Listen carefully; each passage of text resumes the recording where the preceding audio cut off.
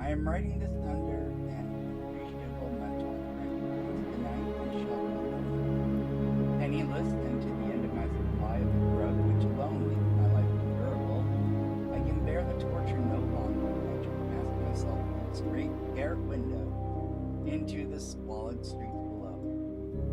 Do not think from my slavery or that I am a weak or a degenerate. Read hastily scrawled pages, and yes, never fully realize why it must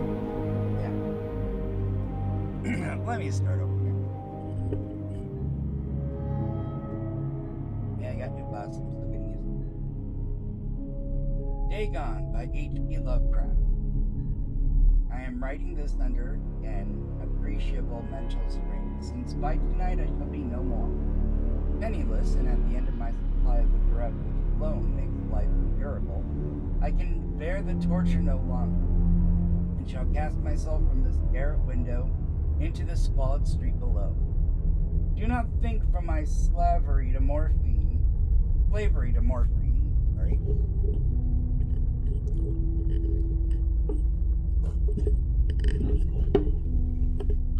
Do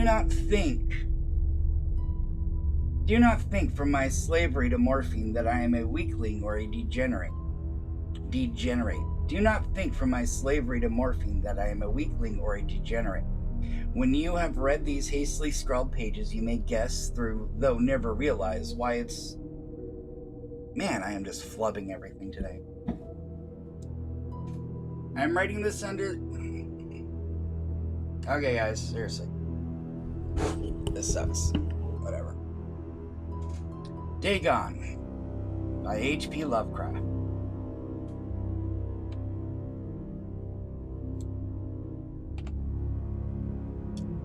That looks better.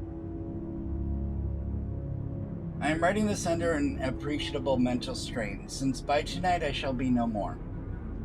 Penniless, and at the end of my supply of the drug which alone makes life endurable, I can bear the torture no longer, and shall cast myself from this garret window into the squalid street below.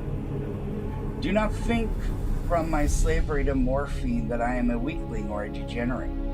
When you read these hastily scrawled pages, you may guess, though never fully realize, why it is that I must have forgetfulness or death. Why it is that I must have forgetfulness or death. It was in one of these most open and least frequent parts of the broad Pacific that the packet of which I was supercargo fell a victim to the German sea raider. The Great War was then at its very beginning, and the ocean forces of the Hun had not completely sunk to the larger degradation, so that our vessel was made a legitimate prize, whilst we of her crew were treated with all the fairness and consideration due to us as naval prisoners. So liberal indeed was the discipline of our captors that 5 days after we were taken, I managed to escape alone in a small boat with water and provisions for a good length of time. When I finally found myself adrift and free, I had but little idea of my surroundings. Never a competent navigator, I could only guess vaguely by the sun and stars that I was somewhere south of the equator. Of the longitude I knew nothing, nor the island or coastline was in sight.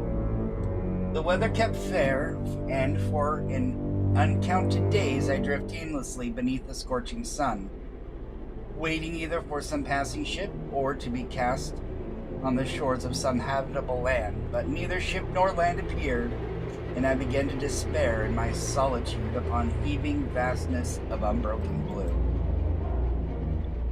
The changes happened whilst I slept. Its details I shall never know, for my slumber, though troubled and dream-infested, was continuous. When I at last awakened, it was to discover myself half-sucked into a slimy expanse of hellish black mire which extended above me in monotonous undulations. Let me start that over. The changes happened while I slept. Its details I shall never know, for my slumber, though troubled and dream-infested, was continuous. When at last I awakened, it was to discover myself half-sucked into a slimy expanse of a hellish black mire which extended about me in a monotonous, undulating as far as I can see. In monotonous undulations. That's the word. In monotonous undulations as far as I could see, at which end in which my boat lay ground some distance away.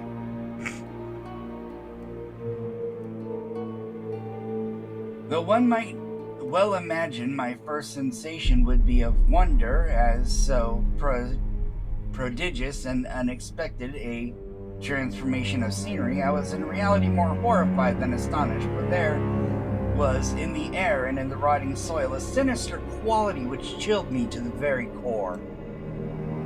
The regions were putrid with the carcasses of decaying fish and of other less desirable things which I saw protruding from the nasty mud of the unending plain. Perhaps I should not hope to convey in mere words the unutterable hideousness that can dwell in absolute silence and barren immensity. There was nothing within hearing and nothing in sight save a vast reach of black slime. Yet the very completeness of the stillness and the homogeneity of the landscape oppressed me with nauseating fear. The sun was blazing down from the sky, which seemed to me almost as black as in its cloudless cruelty, as though reflecting the inky marsh beneath my feet. As I crawled into the stranded boat, I realized that only one theory could explain my position. Through some unprecedented volcanic upheaval, a portion of the ocean floor must have been thrown to the surface, exposing regions for which innumerable millions of years had lain hidden under unfathomable watery depths. So great was the extent of the new land which is risen beneath me that I could not detect the faintest noise of the surging ocean, straining my ears I might. Nor were there any sea fowl to prey upon the dead things. For after hours I sat thinking or brooding in the boat, which lay upon its side and affronted a slight shade as the sun moved across the heavens. I lost my place. As the day progressed, the ground lost some of its stickiness. It seemed likely to dry sufficiently for traveling purposes in a short time. That night I slept a little. But the next day, I made for myself a pack containing food and water. Preparatory to an overland journey in search of the vanished sea and possible rescue.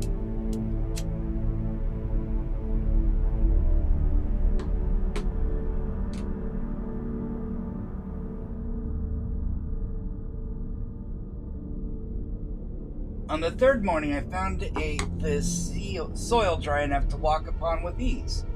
The odor of the fish was maddening, but I was too much concerned with the graver things to mind, so slight and evil, and set out boldly for an unknown goal. All day I forged steadily westward, guided by a faraway hummock, which rose higher than any other elevation on the rolling desert. That night I encamped, and on the following day still traveled towards the hummock, though that object seemed scarcely nearer than when I first espied it. By the fourth evening I had attained a base on the mound, which turned out to be much higher than it appeared from a distance, an intervening valley setting it out in sharper relief from the general surface. Too weary to ascend, I slept in the shadow of the hill. I know not why my dreams were so wild that night, but ere the warning and I know not why my dreams were so wild that night, but ere the waning and fantastically gibbous moon has risen far above the eastern plain, I was awake in a cold perspiration, determined to sleep no more.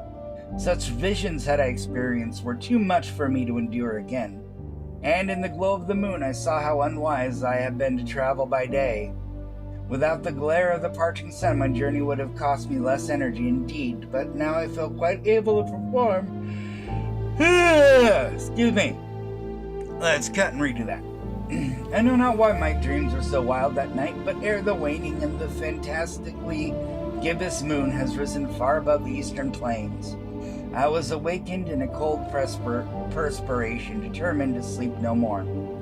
Such visions as I had experienced were too much for me to endure again, and in the glow of the moon I saw how unwise I had been to travel by day.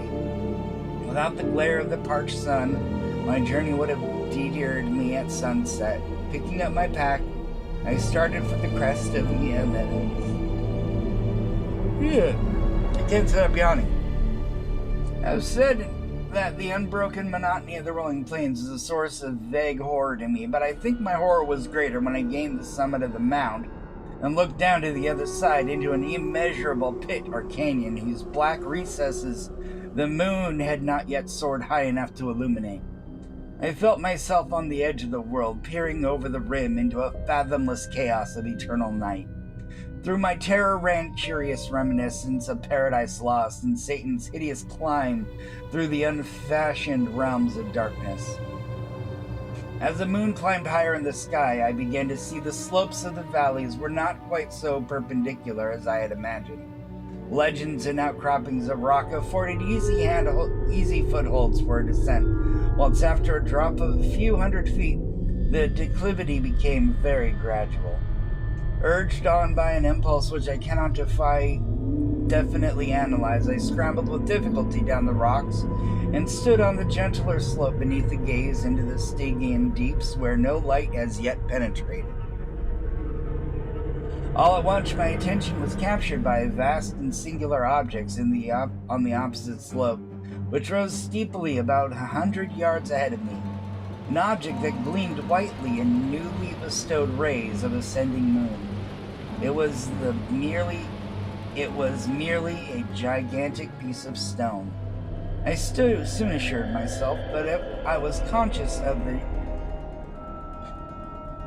Let me restart this paragraph. All at once my attention was captured by a vast singular object on the opposite slope, which rose steeply about 100 yards ahead of me. An object that gleamed whitely in the newly bestowed rays of the ascending moon. It was merely a gigantic piece of stone, I soon assured myself, but I was conscious of a distinct impression that its contour and position were... I soon assured myself, but I was conscious of a distinct impression that its contour and position were not altogether the work of nature. A closer scrutiny filled me with sensations I cannot express.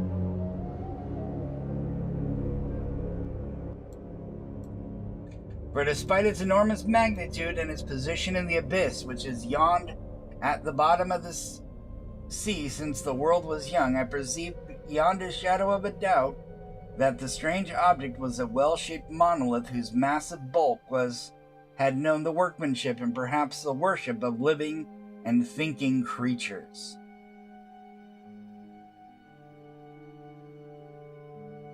Dazed and frightened, yet not without the certain thrill of the scientist's or archaeologist's delight, I examined my surroundings more closely.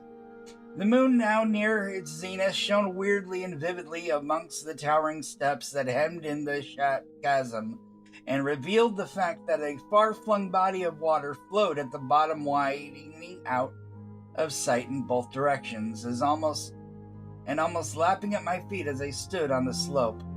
Across the chasm, the wavelets washed the base of the cyclopean monolith, on whose surface I could now trace both inscriptions and crude sculptures.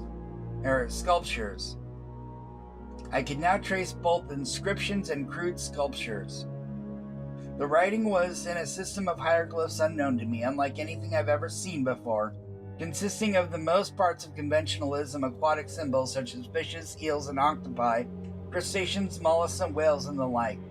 Several characters obviously represented marine themes, which are unknown to the modern world, but whose decomposing forms I have observed on the ocean-risen plain. It was of this pictorial carving, however, that did most hold me spellbound. Plainly, visibly across the intervening waters, on an account of their enormous size, were an array of bas relief whose subjects would have excited the envy of Dore. I think these things were supposed to depict men, at least a certain sort of men, though the creatures were shown disporting like fishes in the water of some marine grotto, or paying homage to some monolithic shrine which appeared to be under the waves as well. Of their faces and forms I dare not speak in detail, for the mere remembrance will make me grow faint. Grotesque beyond imagination of Poe or Buller, they were damnably human in general outline, despite webbed hands and feet, shockingly wide and flappy lips, glassy, bulging eyes, and other features less pleasant to recall. Curiously enough, they seem to have been chiseled badly out of proportion with their scenic backgrounds, for one of the creatures was shown in the act of killing a whale, represented as little larger than himself. I remarked, as I say, their grotesque and strange size, but a moment decided they were merely as the imaginary gods of some primitive fishing or seafaring tribe. Some tribes whose last descendants have perished eras before the first ancestor of the Piltdown or Neanderthal man were born. Awestruck at this unexpected glimpse into the past, beyond the concept of most daring art anthropologists, I stood musing whilst the moon cast a queer reflections on the silent channel before me. Then I saw it. With only the slight churning to mark its rise to the surface, the thing slid into view above the dark waters. Vast polyphemus-like and loathsome, it darted like a superstitious monster of nightmares to the monolith, about which it flung its gigantic scaly arms, the while it bowed its hideous head and gave vent to certain measured sounds. I think I went mad then. Of my frantic ascent of the slope and the cliff, and my delirious journey back to the stranded boat, I remember little. I believe I sang a great deal and laughed oddly when I was unable to sing. I have indistinct recollections of a great storm some time after I reached the boat. At any rate, I know what I heard. I know that I heard peals of thunder and other tones which nature utters only in her wildest moods. When I came out of the shadows, I was in a San Francisco hospital, brought thither by the captain of the American ship which had picked up my boat mid-ocean. In my delirium I have said much, but I had found my words have given scant attention. Of any land upheaval in the Pacific, my rescuers knew nothing, nor did I deem it necessary to insist upon such a thing which I knew they could not believe. Once I sought out a celebrated anthologist and amused him with a particular question regarding an ancient Philistine legend of Dagon, the fish god, but soon perceived that he was hopelessly conventional. I did not press my inquiries. It is at night, especially when the moon is gibbous and waning, that I see the thing. I tried morphine, but the drug has only given a transient surprise, and has drawn me into its clutches as a hopeless slave. So now I am to end it all, having written a full account of my information on this contemptuous amusement of my fellow man. Often I ask myself if it could have been a pure phantasm, a mere freak of fever, as I lay sun-stricken and raving in the open boat after my escape from the German man-of-war. This I ask myself, but if ever does there come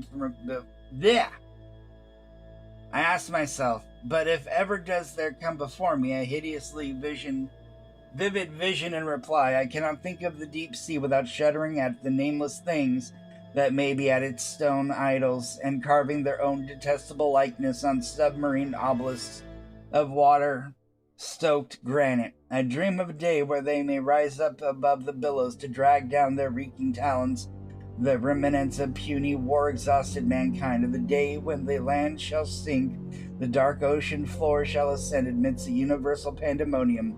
The end is near. I hear noise at the door, and some immense slippery body lumbering against it. It shall not find me. God, that hand! The window! The window!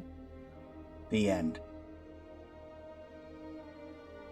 Dagon was published in...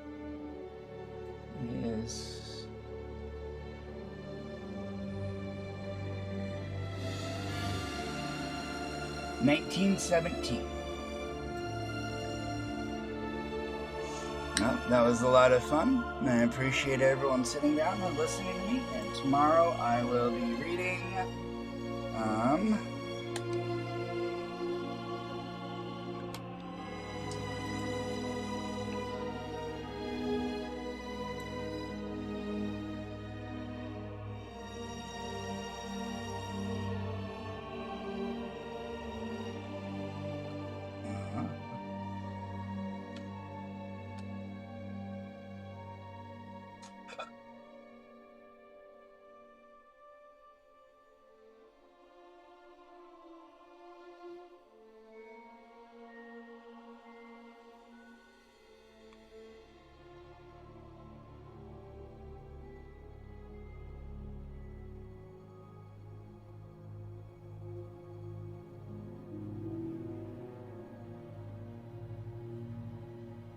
I'll figure them out.